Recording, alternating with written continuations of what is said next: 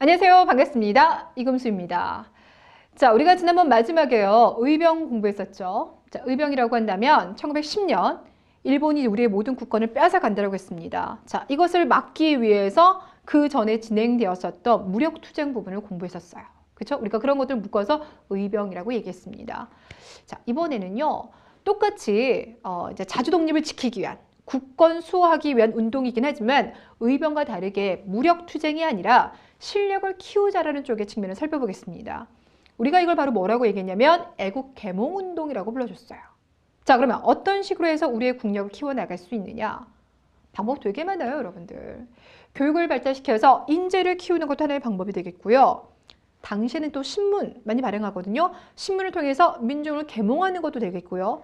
산업을 발달시켜서 우리 민족 자본을 키우는 방법도 있겠고요.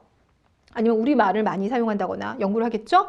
우리 국사 연구를 통해서 자긍심을 키운다든지 분야가 진짜 많아요.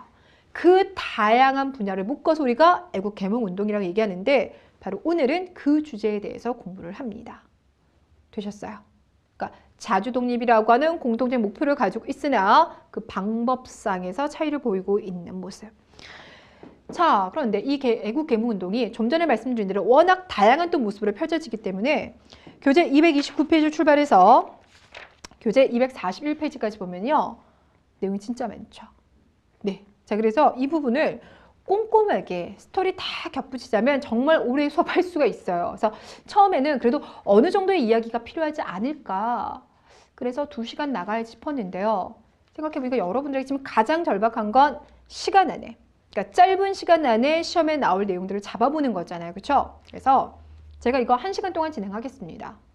그렇다고 해서 중요한 내용을 다 빼고 가겠다는 게 아니라 시험에 나올 만한 걸 짚어드리면서 꼭 해드려야 될 이야기는 시험에 안 나온다 하더라도 이해하는 데 필요하다 싶은 이야기는 제가 덧붙여 드리는 방식으로 진행을 할게요.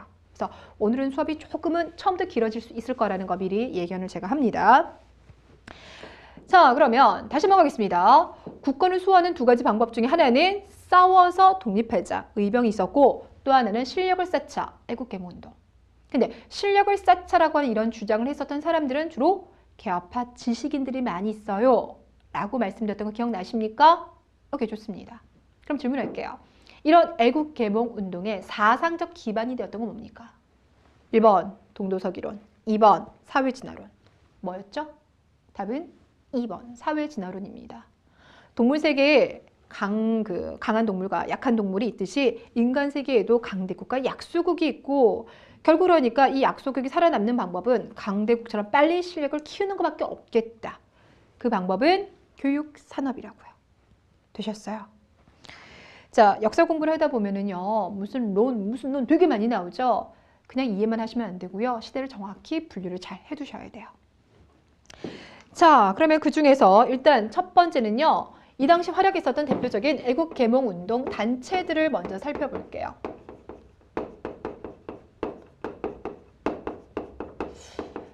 자, 여러분 거기 교재에 보시면 맨 앞에 가로 1번 보안회가 나와 있고 그 밑에 헌정연구회, 그 밑에 대한자강회, 다음 페이지에 대한협회, 신민회가 나와 있습니다.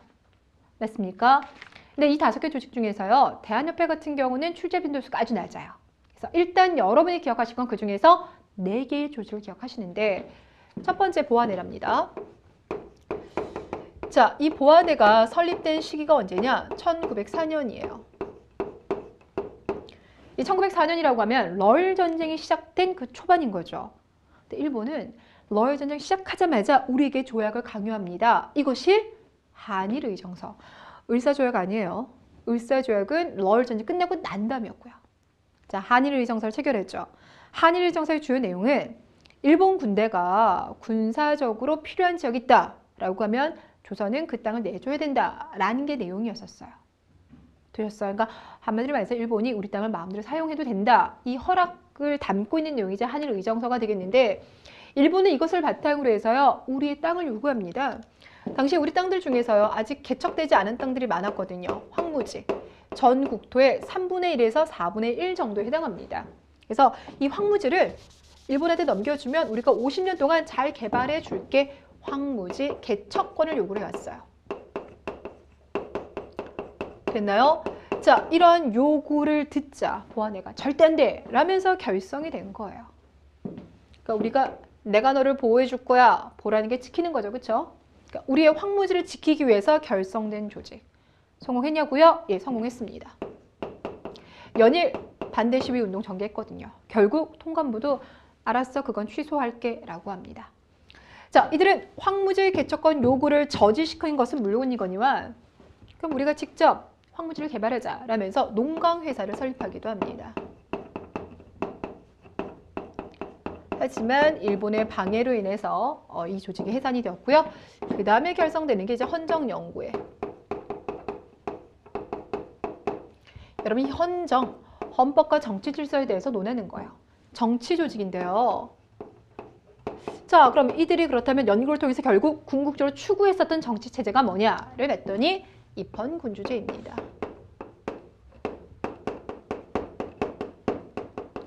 자, 그런데 우리 앞서서도 입헌군주제 얘기한 적 있었죠. 누가 주장했었냐면 독립협회. 이 독립협회가 그러니까 고종의 체제를 인정하면서 그러면서 더 나아가서 의회를 설립하자라고 얘기했었는데요. 헌정연구에서도 그 얘기를 해요. 정치가 나올 때는요. 전제 정치를 추구하고자 했었는지 아니면 입헌군주제를 추구하고자 했었는지 마지막 공화정을 추구했는지 그거 여러분들 좀 관심 있게 비교를 해두셔야 됩니다. 자, 더 나아가서 이 당시 대표적인 친일단체인 일진회가 활동하고 있었어요. 요즘도 일진회 하면 애들이 싸우는 거라서 별로 좋은 거 아니죠. 그렇죠? 근데 이때 일진회도요. 대놓고 고종에게 아니 우리가 강해지기 위해서는 빨리 일본과 한 몸이 돼야 됩니다. 그러니 일본과 합방합시다. 그래서 맨날 건의서 올리던 조직이 바로 일진회가 되겠습니다.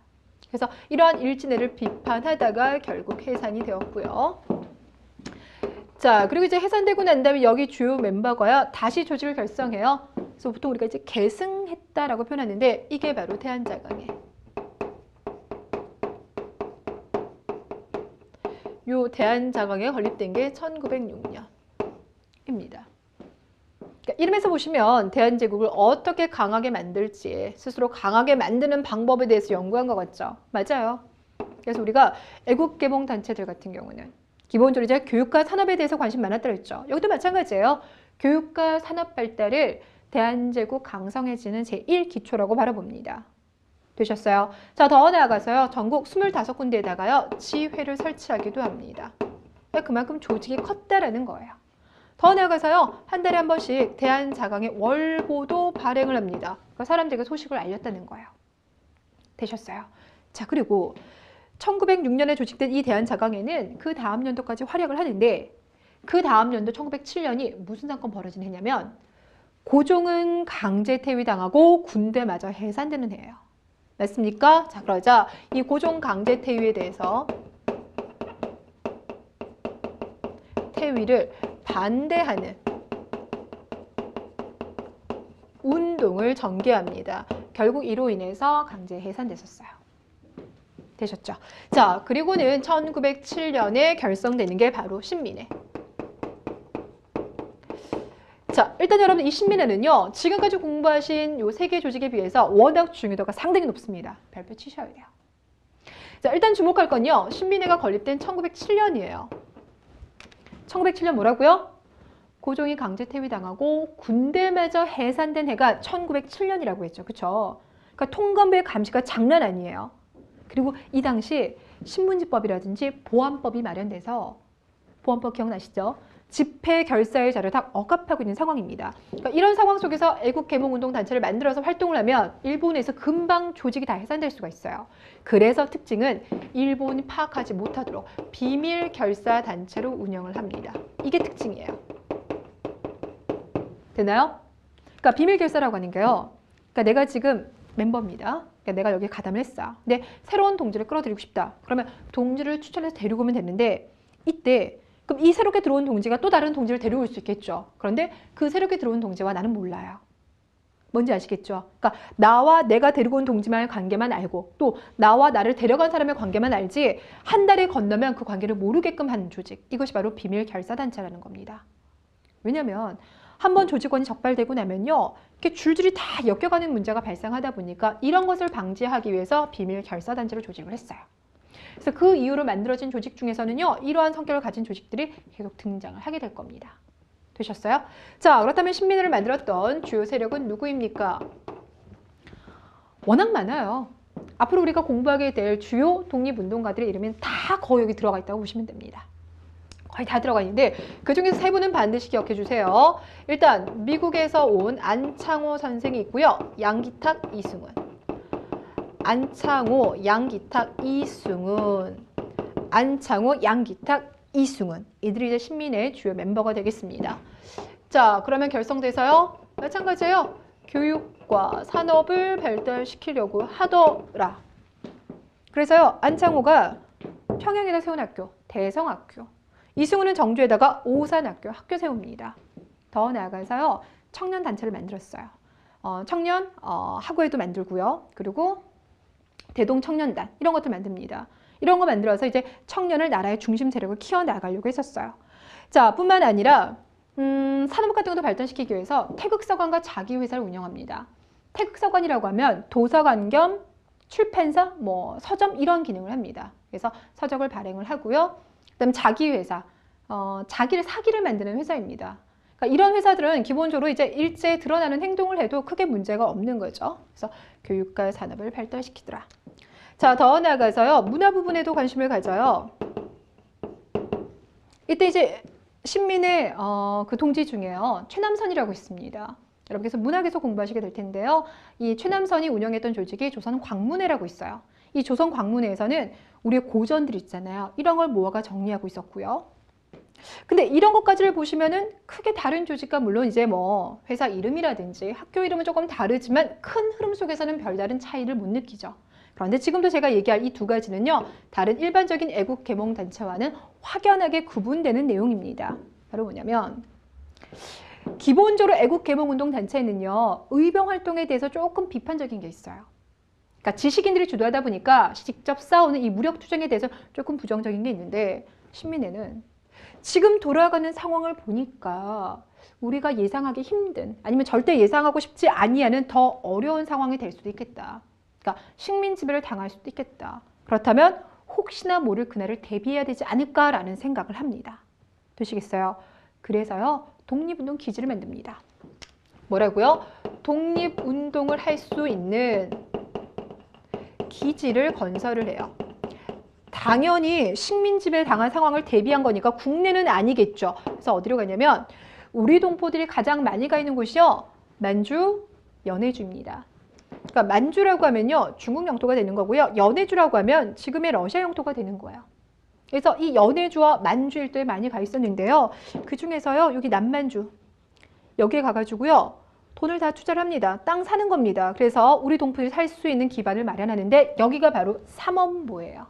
삼원보. 그리고 혹시라도 모르니까 더 안쪽에도 개발을 합니다. 밀산부 한흥동. 밀산부 한흥동.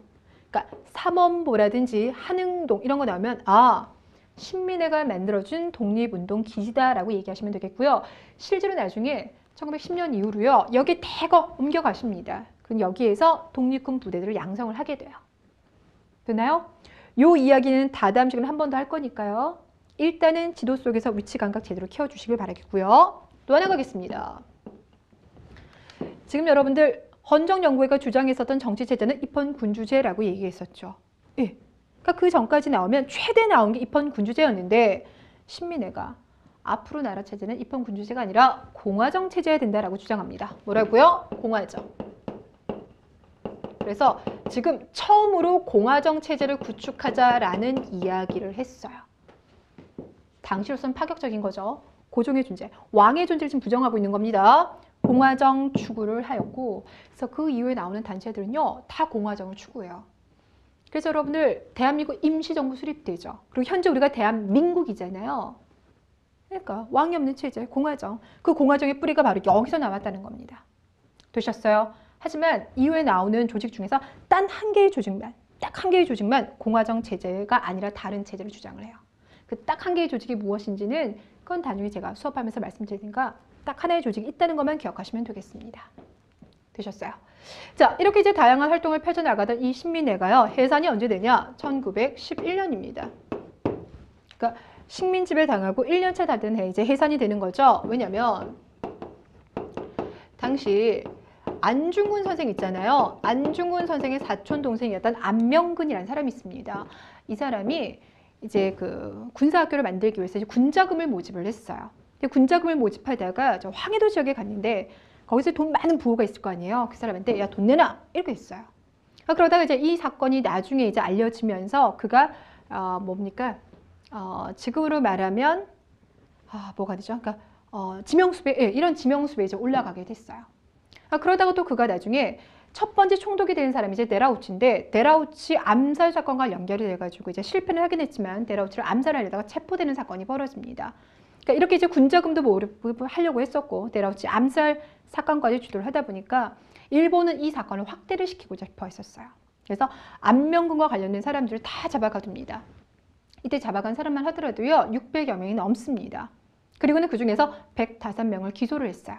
그리고 1차 재판 끝나고 난 다음에 그 105명이 이제 유죄 판결을 받게 되는데 문제는 그 105명의 상당수가 신민의 간부였다는 겁니다. 실제로는 나중에 2심 들어가 봤더니 실제로는 관련되지 않았다는 거예요. 고문에 의해서 강제 자백을 받아냈던 거기 때문에 실제로는 이제 그 안명근 사건과 관련이 없었음에도 불구하고 일본은 어떤 사건이 발생을 하면 이런 조직을 와해시키고 싶어 했기 때문에 계속 엮어나간 거죠. 우리는 바로 이것을 이제 백오인 사건이라고 불러주고 이 백오인 사건으로 인해서 신민의 주요 간부들이 투옥이 되다 보니까 자연스럽게 조직이 와해가 됐습니다. 되셨어요?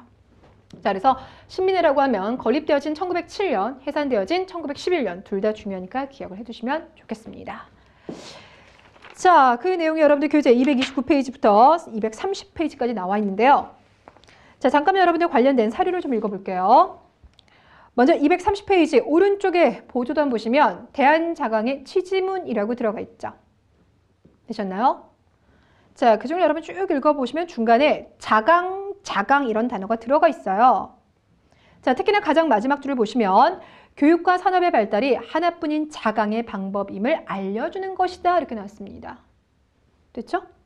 자, 이번에는 밑으로 가겠습니다. 신민의 취지문 일부분이 들어가 있는데 죄송합니다. 거기 대한신민이라고는 아닌데 그냥 대한자 지워주시고요. 신민의 취지문이에요. 여러분 이 당시요. 그러니까 우리가 이제 개화기 말이죠. 구한말이라고도 얘기하는데요. 이때는 서양적인 것이 많이 들어오잖아요. 그래서 소설도 이전의 소설과 다르네 신소설. 시도 옛날 모습과는 다르네 신체시. 조직도 새롭네 신민회. 그러니까 새로운 걸 되게 많이 추구해요. 아시겠어요? 자, 그래서 이 신민의 취지문을 보시면 신민회는 무엇을 위하여 일어났는가? 도덕의 타락으로 신윤리가 시급하고 신학술이 시급하며 되셨어요. 또 신모범이 시급하고 신개혁이 시급하다.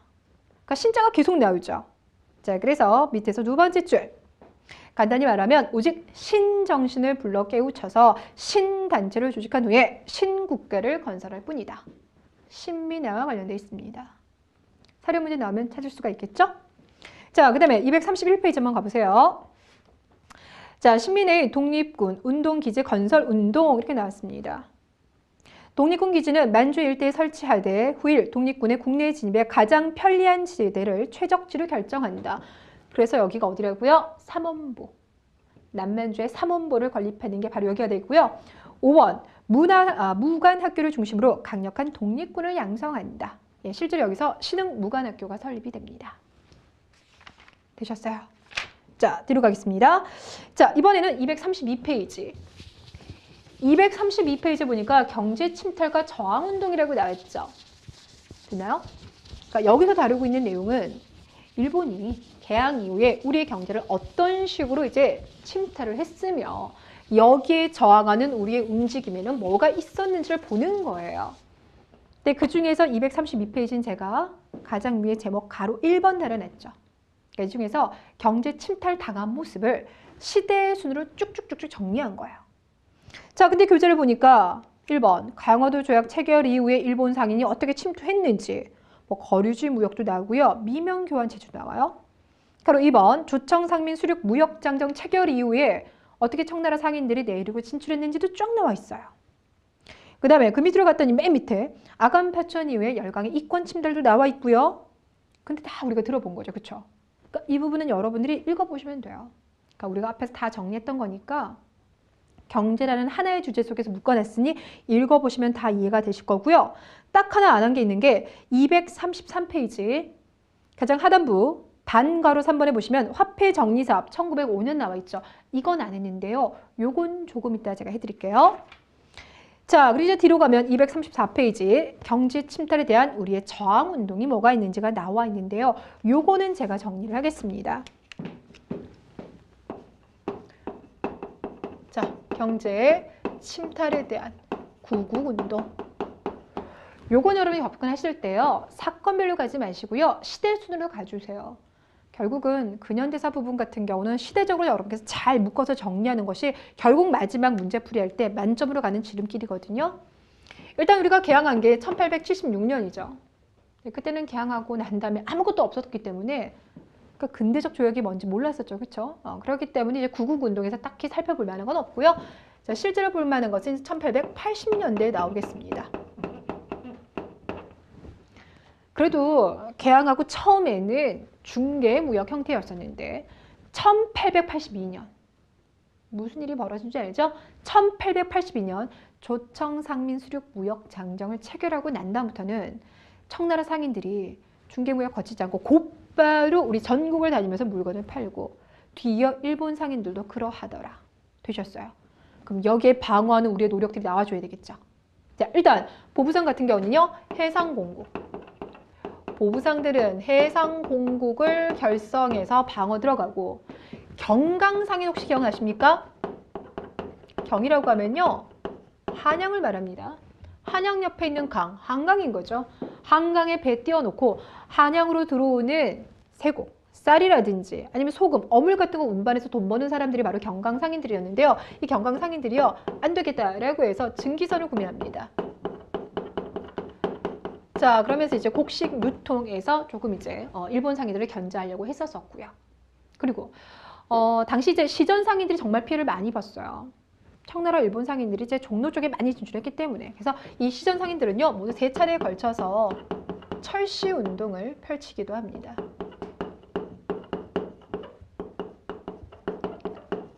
자, 이런 것들은 주로 이제 조직들. 개인적인 조직들 위주로 운영이 되었다면요. 국가에서도 곡식 유출을 방지하기 위해서 방공령을 몇 차례 발표를 했었죠. 그중에 특히나 우리가 주목할 게 1889년. 1889년에 함경도 관찰에 썼던 조병식이 반포했었던 그 방공령. 하지만 반포했지만 오히려 배상만 왕창 물어주게 됐다라고 했습니다. 자, 그래서 1880년대 그 상황 하나 보시고요. 자, 이번에는 1890년대입니다. 일단 1890년대라고 하면요. 독립협회가 나중에 96년에 결성이 되잖아요. 그래서 독립협회가 추진했었던 이권소 운동.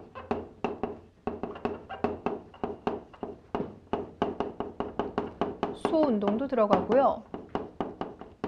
또 독립협회 이제 고종 돌아오세요라고 끊임없는 요구 덕분에 결국 고종이 1년 만에 돌아온다 그랬죠. 그리고는 대한제국이 설립되는데 대한제국은 적극적으로 회사 설립 지원한다라고 했습니다. 그래서 우리가 이것을 이제 식산흥업이라고 했는데 이 당시 우리 민족 자본들이요 많은 회사들을 설립을 했어요. 일단 대한직조공장이라는 게 세워지는데 직조공장, 방직 분야에서 그다음 왜 최초의 은행이 나와요? 조선은행, 한성은행 이런 은행들이 나오거든요. 금융 분야에서도 진출을 하고요. 그리고 대한제국 같은 경우는 철도를 만들어야 되겠다는 생각을 해요. 물론 이제 결론적으로는 일본이 그 철도 부설권을 다 가져가요. 그래서 우리나라에 깔리는 모든 철도는 일본이 다 깔아버리지만 그래도 이 당시에요. 나름 우리가 철도 세워보겠다고요. 부하철도회사 아니면 대한철도회사 이런 것들 설립하기도 합니다. 그러니까 다양한 민족 자본들이 성장하는 중요한 계기가 됐던 시기이기도 합니다. 그리고 또 한편에서는 시전상인들이요. 이 80년대 때는요. 철시운동 3번 벌렸다 했죠. 그때 봤더니 별 효과가 없는 거예요. 그래서 이들이 아예 그냥 조직을 만들었습니다. 이게 황국중앙총상회입니다. 황국중앙총상회를 시전상인들이 결성을 하였더라. 그래서 뭘 어떻게 했는데요? 이건 물어보지 않습니다. 이들이 결성했더라는 것 이것만 기억해 주시고요. 여기 나와 있는 건 특히나 1890년대 중에서도요. 후반부에 나타나는 모습이에요. 됐나요? 자, 이번에는 1900년도로 갈 텐데 앞서 우리 1905년 빼놓은 사건 하나 있었죠. 바로 화폐 정리 사업. 이 화폐 정리 사업을 이끌었던 사람이 누구냐면 메가타예요. 이 사람이 누구냐? 우리 1905년에 을사조약을 체결했고요. 그 전년도에 나왔던 게 1904년 한일의정서가 있었죠. 그리고는 제1차 한일협약이 있었는데 그 제1차 한일협약에서 일본이 추천하는 사람들을 조선이 이제 고문으로 받아들이는 거예요. 외교와 재정 분야에서 고문을 파견했었는데 이때 재정 분야에서 파견된 고문이 바로 메가타라는 사람입니다. 되셨어요? 그가 벌리는 게 화폐 정리 사업. 당시 이제 조선에서 통용되고 있던 화폐 종류가 좀 여러 가지가 있어요. 상평통보도 있고요. 백동화도 있고요. 또 일본 사람들 같은 게 옛날부터 일본 돈 여기 들어와서 사용했었죠. 강화도 조약 체결하자마자부터 그들은 자기네 돈을 썼거든요. 그러니까 너무 복잡하니까 메가타가 이거 단순하게 정리해가지고 일본 제1은행에서 발행하는 돈으로 정리하자. 이게 바로 화폐 정리 사업이에요. 근데 문제는 뭐가 있냐면요. 당시 우리가 사용하고 있었던 상평통보는 이제 엽전이라고 합니다. 그리고 제가 백동화를 사용하고 있다고 했죠. 근데 여러분 우리도 몇 해 전에 그 새로운 화폐 만들어서 바꿨었잖아요. 그러니까 지금 그 우리 10,000원짜리나 1,000원짜리 보시면 몇 해 전에 쓰고 있던 10,000원짜리가 사이즈가 작아졌잖아요. 이 화폐는 이제 변환될 수 있어요. 그런데 만약에 여러분이 가지고 있었던 옛날 돈이 아니 막 주머니에 너무 구겨놨더니 막 돈이 막 찌그러져 있고 이게 펴내는 과정 속에 돈이 막 찢어져가지고 테이프로 붙여냈어요. 아니면 막 낙서도 돼 있어요. 그런 옛날 돈을 가지고 여러분 은행 가신다고 해서 그 10,000원 새 돈으로 안 바꿔줍니까? 아니요, 다 바꿔줘요. 떨어진 돈을요 테이프로 붙여놔도 바꿔주거든요. 근데 일본은 특히 이 백동화, 이 백동화를 바꿀 때요 갑, 을, 병 3단계로 나눠놨어요. 갑이라고 평가받으면요 그건요 원래 백동화 가지고 있는 가치를 다 바꿔줍니다. 근데 만약에 2등급 을로 판정이 나잖아요. 그러면 원래 백동화 하나가요 이전 오리 하는데 이전 오리의 반도 안 되는 1점만 인정을 해줘요.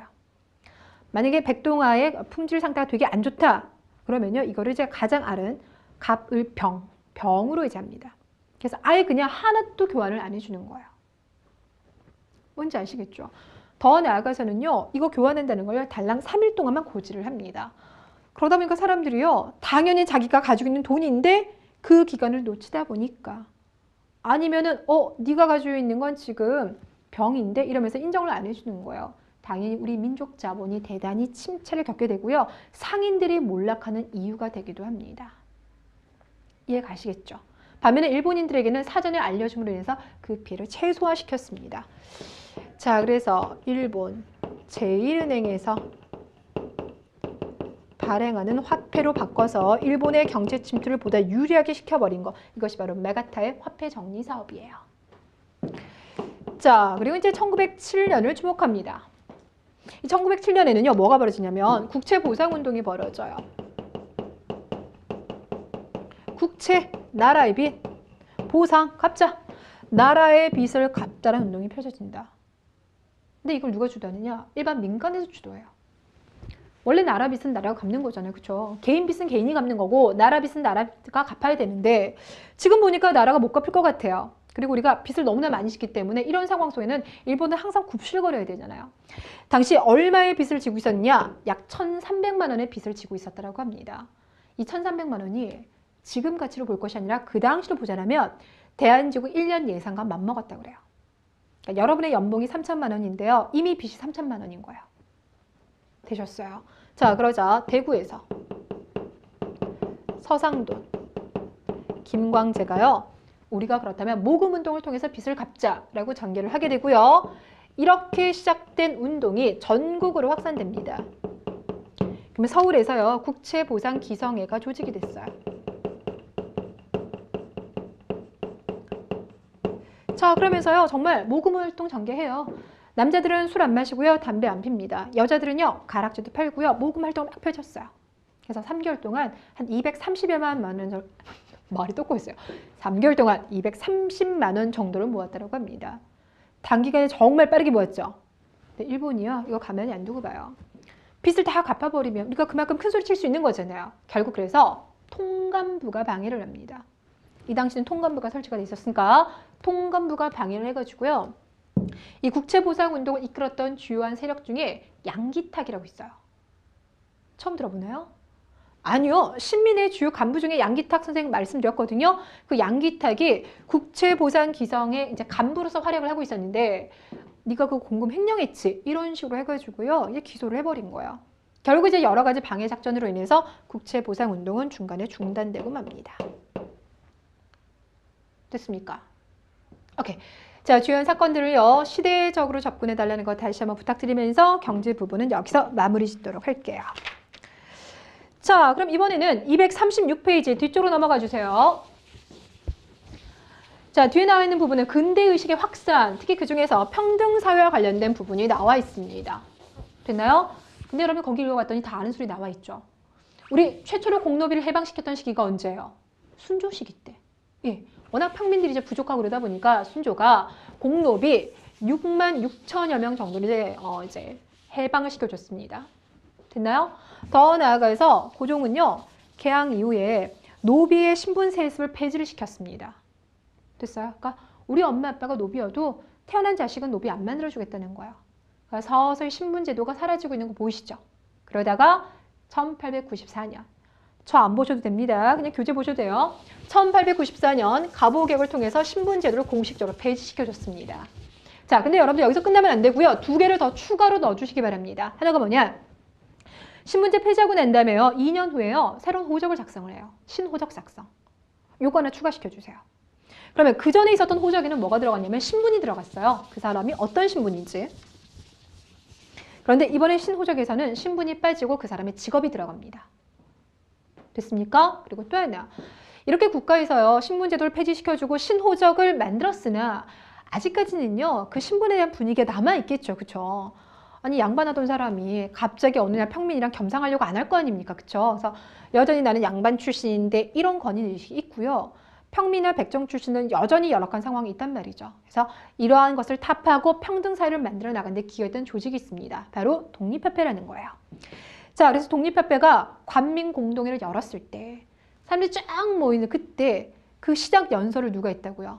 백정 출신 박성춘이 했다고요. 자, 그래서 독립협회가 평등의식 확산에 기여했다. 그거까지 같이 넣어주시면 돼요. 자, 했던 내용이다. 이제 업데이트 들어가는 거니까 어려우신 건 없을 겁니다. 자, 그 밑에 가니까 생활 모습의 변화가 나왔는데요. 여러분, 서양식 옷을 뭐라고 합니까? 양복. 서양식 집을 양옥. 서양식 음식을 양식. 양식 레스토랑에서 스테이크 쓴다고 하잖아요. 그죠? 그런 것들이 이 당시에 나타난 거예요. 당연하겠죠. 그죠? 그러니까 처음에 들어온 거고. 그러다 보니까 아직까지는 뭐 전체적인 것보다는 이제 소수의 사람들이 합니다. 특히 음식이 그래요. 그러니까 서양에서 커피도 들어오고 빵도 들어오지만 그걸 먹을 수 있는 사람들은 왕이라든지 나라의 관리들 아주 소수에 불과합니다. 여담으로 말씀드리면요. 고종이 그렇게 커피 매니아였다고 얘기를 합니다. 그래서 최근 한 2, 3년 전에요. 고종의 그 커피 사랑과 관련된 영화가 하나 나왔었는데 가뭐로 시작되는 무슨 영화입니다. 제가 본 적이 없어서 일단 제목만. 자, 그 다음에 거기 동그라미 3번에 보니까 주거라고 나왔죠.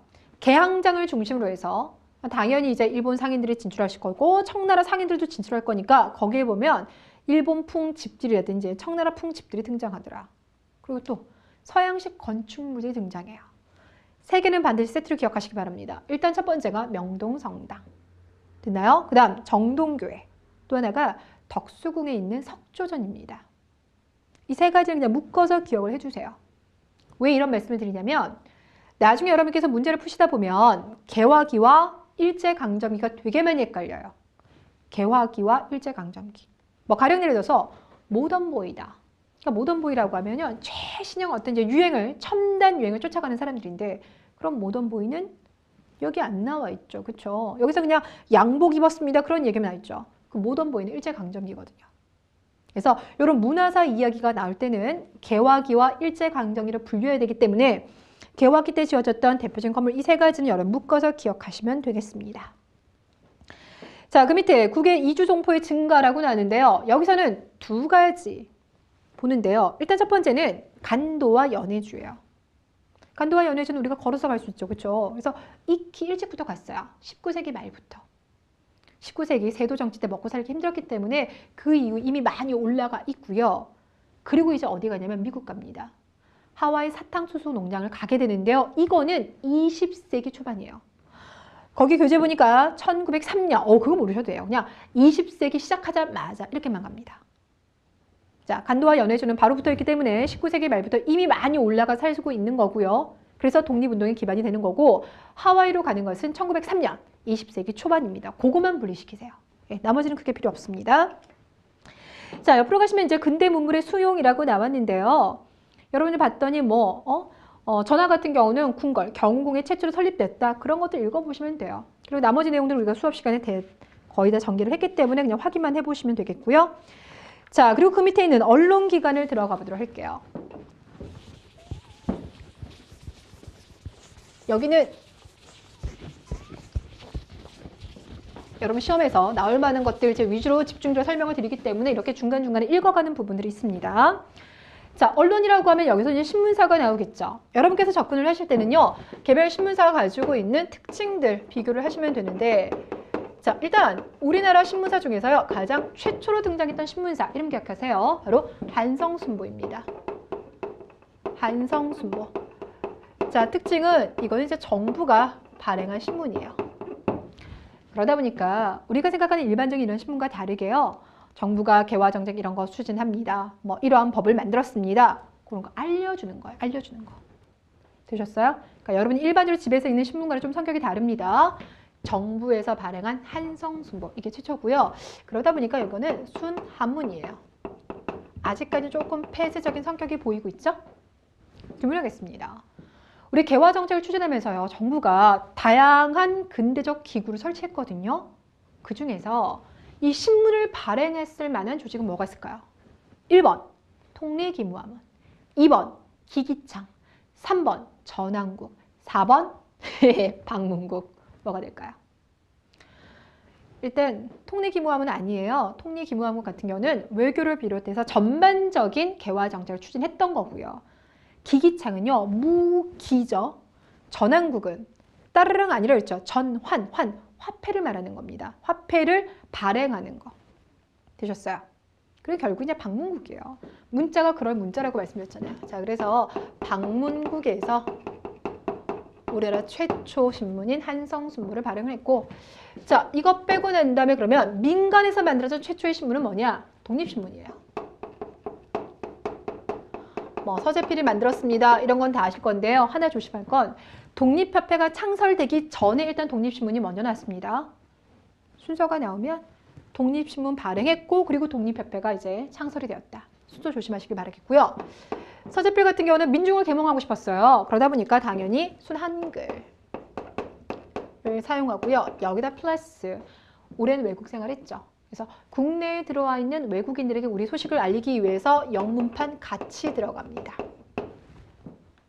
됐습니까? 자, 그 다음 신문 중에서요, 여성분들에게 정말 인기 많았었던 신문이 있습니다. 신문은 바로 제국신문. 왜 이렇게 여성들에게 인기가 많았냐? 순한글이거든요. 그러니까 부녀자들이 읽기 쉽겠죠. 그래서 여자들이 많이 읽었던 신문이 되겠고요. 자, 반면에 양반 유생들이 좋아했던 신문이 있습니다. 황성신문. 요거 같은 경우는 국한문 혼용체예요. 그러니까 이런 거죠. 그러니까 우리가 학교에 갔다 그러면 학교는 한문으로 나와 있고요. 조사 같은 게 이제 한글로 나와 있는 거. 국한문 혼용체. 이게 바로 황성신문. 근데 이 황성신문 같은 경우는요, 우리가 을사조약 체결하고 난 다음에 그 을사조약의 부당성과 억울함을 알렸던 논설문이 들어가 있습니다. 라고 하셨어요. 바로 장지연 선생이 썼던 신야 방성대국을 실었던 신문이 되겠습니다. 신야 방성대국을 했어요. 깜짝 놀랐어요. 신야 방성대국이 실려 있던 신문이 되겠고요. 자, 그리고 이제 모든 신문 중에서 가장 인기 있었던 신문이 있는데요. 이게 바로 대한매일신보. 정말 당시에 가장 잘 팔려나갔다고 합니다. 대한매일신보가 이렇게 인기가 있을 수 있었던 것은요, 지필진을 보시면 되겠는데요. 양기탁과 영국인 베델이 공동으로 발행합니다. 양기탁과 베델이 공동으로 발행하더라. 자, 양기탁 같은 경우는 벌써 몇 번째 나옵니까? 예, 3번째 나옵니다. 어디 주요 멤버라고요? 신민회. 예, 맞습니다. 자, 그래서 이것 때문에요, 대한매일신보를 평가를 할 때 신민회의 기관지다. 그러니까 신민의 주요 소식이라든지 활동 방향을 이를 통해서 확인해 볼 수 있더라. 이렇게 보시면 되겠고요. 중요한 건 이 부분이죠. 이 베델이라고 한 사람은 영국 사람이에요. 근데 일본과 영국은 돈독한 관계였죠. 그러니까 두 번에 걸쳐서 영일 동맹을 체결했습니다. 그러다 보니까요, 일본이요 함부로 베델에 대해서 어떻게 제지를 가할 수가 없는 거예요. 자, 베델은 이러한 이점을 바탕으로 해서 다른 신문들이 다루지 못하는 내용들을 다룹니다. 일단 의병. 의병의 승전문 같은 여기다 올려주는 거예요. 여기다가 을사조약 체결하고 난 다음에 고종이 나는 여기에 반대했어. 끝까지 비준하지 않았어. 글 올리죠. 그쵸? 고종의 친서를 수록하기도 했었고요. 그 다음 1907년에 국채보상운동 전개하죠. 이 국채보상운동 전개할 때 관련된 여러 가지 소식이라든지 광고 이런 것들을 실어주는 것도 바로 대한매일신보가 되겠습니다.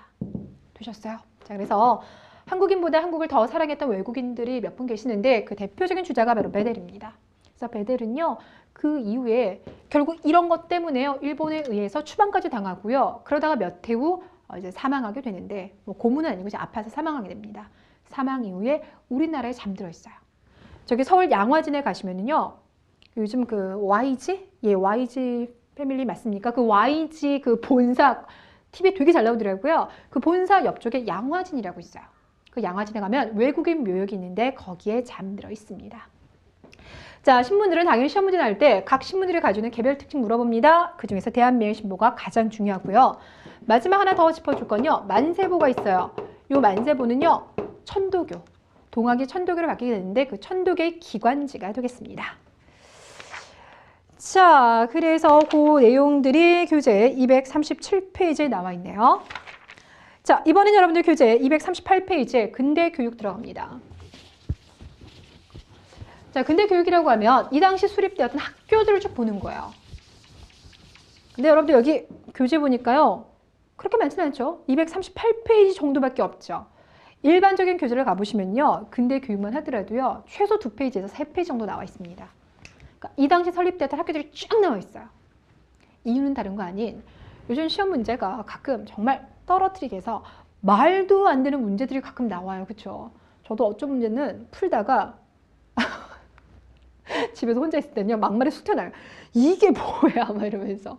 이걸 왜 알아야 돼? 막 이러면서 이제 얘기하기도 하는데, 그러니까 떨어뜨리게 한 문제들이 있다 보니까 너무나 지엽적이고 단순한 문제를 물어보기도 하다 보니까 되게 복잡한데요, 여러분들. 근데 그런 것들 때문에 우리가요, 정말 뭡니까? 벼룩 하나 잡기 위해서 초가상가를 다 태울 수는 없는 거예요. 그래서 지금 여러분들이 기본 개념을 잡고 있는데 그거 하나 다 외우겠다고 하시면요, 국사 공부 정말 때려치고 싶습니다. 그렇게까지 않으셔도요, 만점 95점 충분히 받을 수가 있습니다, 여러분들. 되셨어요? 자, 그래서 제가 효과적으로 여러분에게 전달해 드리려고 하는데, 근데 이제 문제가 있어요. 이 당시 근대적인 학교들이 상당히 많이 수립됩니다. 만들어진 학교만 하더라도요, 수천 개가 넘어요. 됐나요? 그럼 그 많은 학교들을 그렇다면 어떤 식으로 접근을 해야 되냐? 두 가지가 있어요. 일단 첫 번째는 설립한 주체. 그러니까 정부가 수립을 했느냐, 아니면 민간이냐. 민간 안에서도 우리 민족 지도자들이 수립했느냐, 아니면 선교사들이 했느냐. 이 당시 외국에서 들어온 선교사들이 학교 많이 만들었거든요. 그러니까 그 주체를 가지고 나눠볼 수가 있고요. 아니면 시기별로도 분류해 볼 수가 있는데, 우리의 공부 포인트는 뭐냐? 일단 시기별로 갑니다. 그리고 그 안에 다시 주체별로 나눠보시면 돼요. 자, 우리 최초로 학교가 설립됐던 건요, 1880년대예요. 그리고 이때 세워졌던 최초의 학교가 바로 뭐냐? 원산학사입니다. 원산 지역 주민들이 세웠다라고 해서 원산학사. 바꿔 표현하자면, 최초의 학교를 정부가 세운 게 아니네요. 이 맞습니다. 주민들이 세웠어요. 왜 그럴 수밖에 없었냐면, 부산, 원산, 인천. 뭡니까?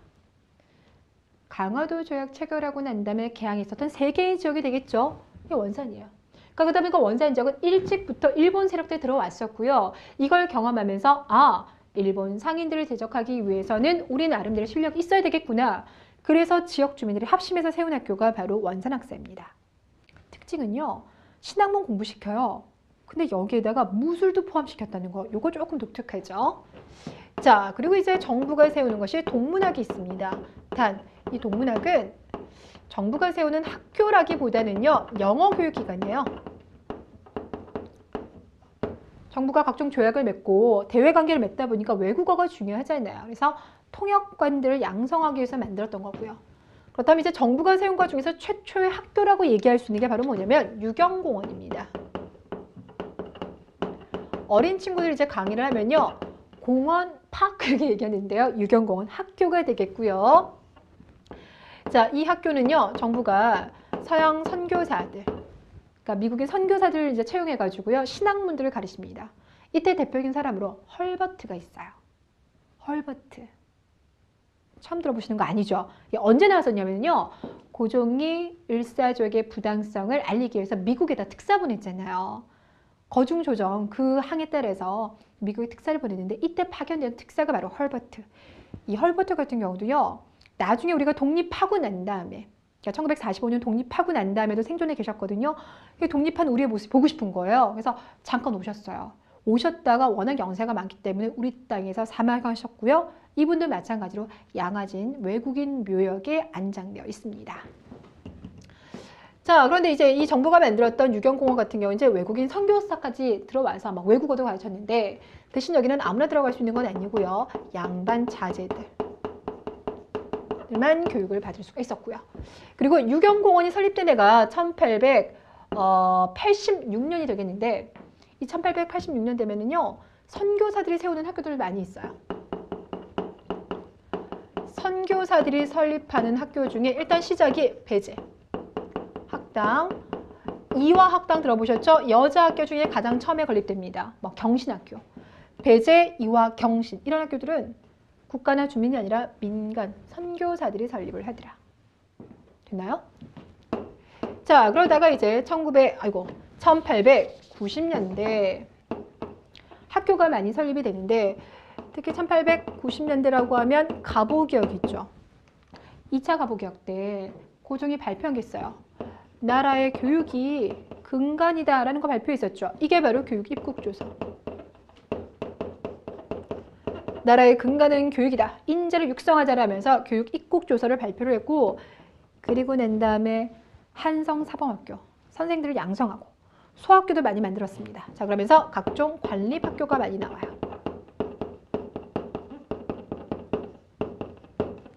처음에는 소학교를 만들다가 나중에 광무개혁을 추진하면서는, 광무개혁의 핵심이 경제 발달이었잖아요.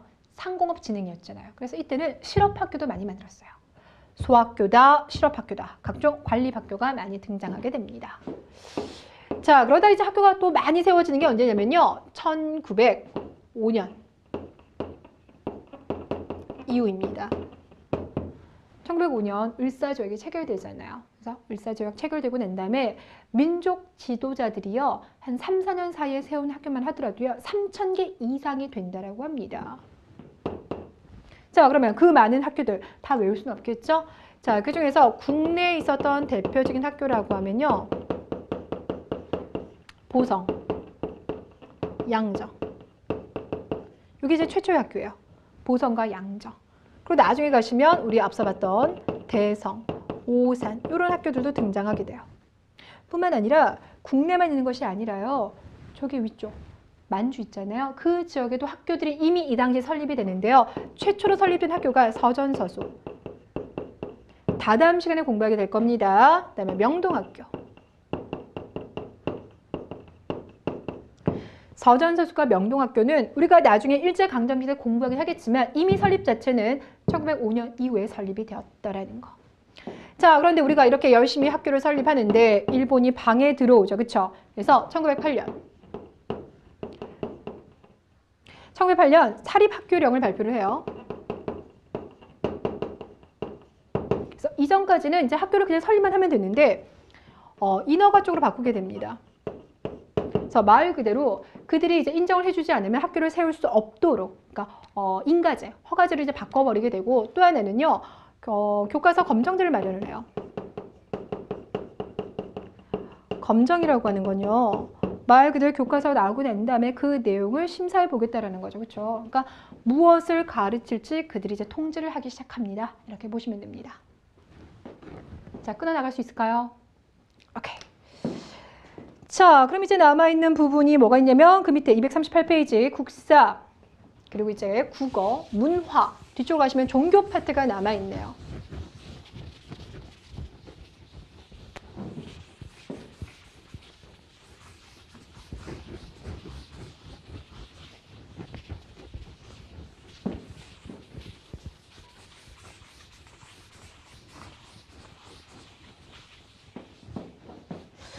자, 국사부를 보실 때는요, 인물을 주의하시면 돼요. 일본이 자꾸 우리 역사 왜곡하거든요.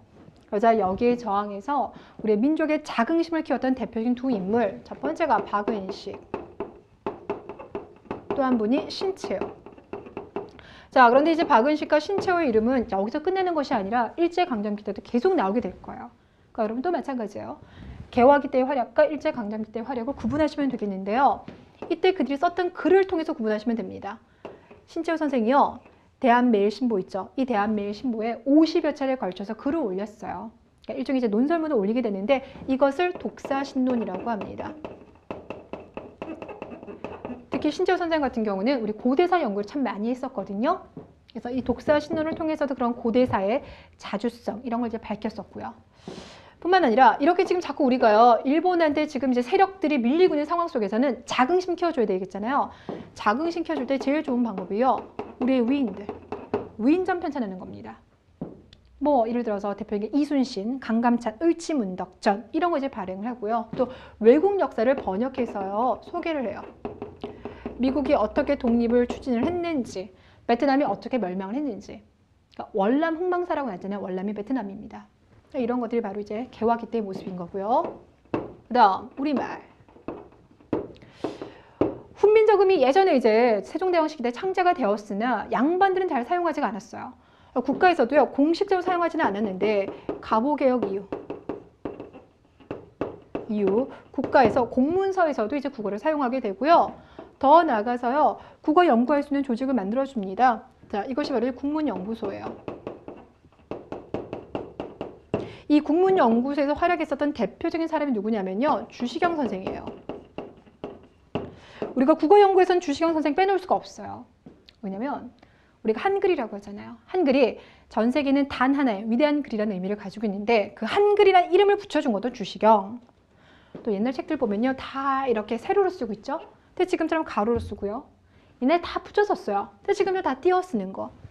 이런 틀을 만들어놨던 게 주시경 선생입니다. 바로 이런 곳에서 연구를 했어요. 국문연구소. 이 국문연구소가 나중에 진화되면 일제강점기 때요 조선어학계로 발전을 하게 됩니다. 마찬가지입니다. 개화기와 일제강점기 구분을 시켜주시고요. 더 나아가서 이제 소설 같은 경우는요 순 한글 소설들이 나와요. 그러니까 신소설이라고 말씀드렸잖아요. 그런 신소설의 대부분들은요 순 한글 소설로 이제 발행이 됩니다. 되셨어요? 자, 마지막 부분은 뒤로 가시면은요 240페이지 종교 부분 들어가 봅시다. 자, 각 종교별 특징인데 먼저 첫 번째 천주교. 여러분 천주교가요 우리나라에서요 언제 공식적으로 포교를 인정받습니까?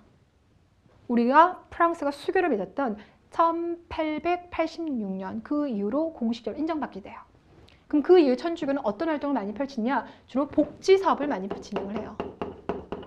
그래서 고아원이라든지 양로원 이런 거 많이 건립을 했었고요. 자, 반면에 개신교 같은 경우는요 의료라든지 교육 분야에서 활약을 많이 했어요. 그러니까 아까 우리 뭐 배제, 이화, 경신학교 보셨잖아요. 이런 거 다 이쪽 개신교 쪽에서 세운 학교가 되겠고요. 의료라고 한다면 우리나라 최초의 서양식 병원을 세웠던 사람이 알렌이라는 사람이에요. 알렌이 어떻게 최초의 병원을 세우게 됐냐? 갑신정변 때요. 그 급진개화파가 온건개화파를 막 공격했잖아요. 이 와중에 민영익이라고 하는 사람이 얼굴 목에 큰 부상을 입었다라고 얘기 들었어요. 그리고 이제 그를 치료했던 사람이 바로 알렌입니다. 그래서 이것을 계기로 삼아서 민영익이 알렌에게 그 급진개화파의 한 사람이었던 홍영식 있잖아요. 그 사람의 집을 줍니다. 거기다 이제 병원을 세우겠어요. 이것이 바로 우리나라 최초의 서양식 병원인 광해원이 되겠습니다. 되셨어요? 자, 그 다음에 거기 이제 유교 나왔죠. 자, 유교는 이제 박은식 선생이 나오는데 기존의 유교라고 하면 성리학이죠. 성리학은 일상생활과 떨어진 너무나 철학적이고 형이상학적인 이야기만 합니다. 그래서 그러한 유교의 특징들을 이제 비판을 하면서 유교의 실천성을 강조했었던 분이 바로 박은식 선생이 되겠습니다. 되셨어요? 그래서 유교 구신론이라고 하죠. 자, 그다음에 불교 같은 경우는 또 일본이요. 우리 불교를 계속 파고들어요. 그래서 여기를 경계했던 사람이 한용운 선생이에요. 뭐 님의 침묵이라고 해서 여러분들이 뭐 국어 쪽에서도 배우시는 그 인물, 이 한용운 선생이요. 또 이 불교 유신론, 일본 간섭에서 벗어나려고 했었고. 자, 마지막으로 주목할 것이 대종교예요. 이 대종교는요, 우리가 단군교라고도 합니다. 그 누구를 숭배합니까? 이 단군을 숭배해요. 단군이라고 하면 우리의 뿌리인 거잖아요. 그렇죠? 그러니까 단군을 믿는다라고 하는 것은 우리의 주체성, 우리 스스로 역사를 시작했다라고 하는 그런 자긍심을 강조하는 종교입니다. 자, 이 단군교를 창시했던 사람은 나철이에요. 앞서서 왜 나철과 오기오가요, 오적 암살단이라는 걸 조직했었어요. 을사조약의 체계를 앞장섰던 5명의 이제 도둑을 죽이겠다라고 해서 만들었던 조직이 오적 암살단이었는데요. 그 나철이 대종교도 만들었습니다. 자, 1909년 이 대종교가 이제 등장을 했는데, 근데 당연히 일제강점기 때 국내에서 활동하기 좀 어렵겠죠. 일본은 이 대종교 가지고는 이런 주체성을 좋아할 리가 없어요. 그렇죠? 그래서 이 대종교는 어디로 가냐면요, 저기 간도로 가게 됩니다. 됐나요? 그래서 간도에서요, 다다음 시간에 공부하게 될 텐데 무장 독립투쟁이 많이 일어나요. 그래서 우리나라 그 독립군들 있잖아요. 독립군의 대부분은 다 단군교를 믿었다고 생각하시면 돼요. 여러분들이 독립군 대표적인 사람 누구 알고 계실까요? 다른 분은 몰라도 김자진 장군 이름 알고 있지 않으세요? 네, 김자진. 그 김자진도요, 대종교 믿었어요. 자, 그래서 무장 독립투쟁의 사상적 기반이 되었던 종교다. 이렇게 보시면 됩니다. 되셨나요? 오케이. 자, 여기는 앞에서 말씀드린 대로요, 시험에서 나오는 거 위주로 접근을 했기 때문에 조금 간략하게 제가 설명을 드렸어요. 자, 그러면 지금 빠져있는 내용 중에서요, 제가 여러분과 함께 읽고 싶은 거 몇 가지 좀 짚어보고요, 수업 마무리 짓도록 하겠습니다. 자, 뭘 같이 보고 싶냐? 235페이지 가볼게요. 자, 235페이지 보면 국채보상운동 취지서라고 나와 있죠. 국채 1,300만 원은 우리 한 제국의 존망에 직결된 것이다. 이렇게 나왔어요. 그러니까 우리가 일본에 지고 있는 빚. 이것을 갚으면 나라가 보존되고 이것을 갚지 못하면 나라가 망할 것은, 이렇게 나와 있습니다. 되셨어요? 자, 그러면서 이제 밑에서 세 번째 줄을 봤더니 담배의 흡연을 폐지하고, 이렇게 나와 있죠. 그러니까 모금운동을 전개하고 있는 모습 기억하시면 되겠고요. 그것을 담고 있는 신문이 대한매일신보입니다. 자, 그 다음에 237페이지 좀 가볼게요. 자, 거기 오른쪽 보조단에 보시면 경부철도가가 나와 있어요. 우렁차게 토하는 기적소리에 남대문을 등지고 떠나가서 빨리 부는 바람의 형세 같으니 날개 가진 새라도 못 따르겠네. 맞죠? 철도의 그 빠른 이동성을 지금 보여주고 있는데요. 지난번 우리가 수업할 때 제가 말씀드렸다시피 이 철도는 단순하게 교통의 어떤 편리성만을 이야기하는 것은 아닙니다. 그렇죠? 철도를 건립하는 과정 속에서요, 철도 그 레일 깔아야 되죠. 철도역을 설치해야 되죠. 땅이 있어야 되잖아요. 그거 일본이요, 여기 지금 철도 들었습니다 라면서 그 지역에 있는 우리 농민들의 땅을요, 그냥 무작위로 다 빼앗아 버린 거예요. 무상으로 다 빼앗아 버렸습니다. 더 나아가서 철도 건립할 때요, 우리 동포들 끌어다가 노역시켰어요. 그래서 철도는 우리에게 있어서요, 그런 어떤 일제 통치의 아픔의 상징이기도 합니다. 보셨나요? 자, 그래서 혹시라든지 이런 사료가 나오게 되면은요, 일제 침략성을 여러분께서 찾아보시면 됩니다. 자, 그 다음에 뒤로 가셔서 살펴볼 건요, 240페이지 마지막으로 유교 구신론 볼게요. 자, 유교가가 안고 있는 3대의 문제는 무엇인가? 첫째는 유교파의 정신이 오로지 제왕의 편에만 있더라. 두 번째, 여러 나라를 돌아다니며 세계의 주의를 바꾸려는 생각을 강론하지 않고 지나치게 그 화의론에 둘러싸여져 있다 얘기하고 있죠. 셋째는 우리 대한의 육아에서는 쉽고 정확한 양명학보다는 뭐에 빠져 있다? 주자학만 숭상하고 있는 것이 문제다라고 얘기하고 있습니다. 됐나요? 자, 이렇게 해서 여러분들 우리 개화기 여기서 마무리하겠습니다. 다음 시간에는요, 우리 7번째 대단원 일제강점기 들어갑니다. 다음 시간까지 복습 철저하게 하시고요. 찾아오시기를 바라겠습니다. 수고 많으셨습니다.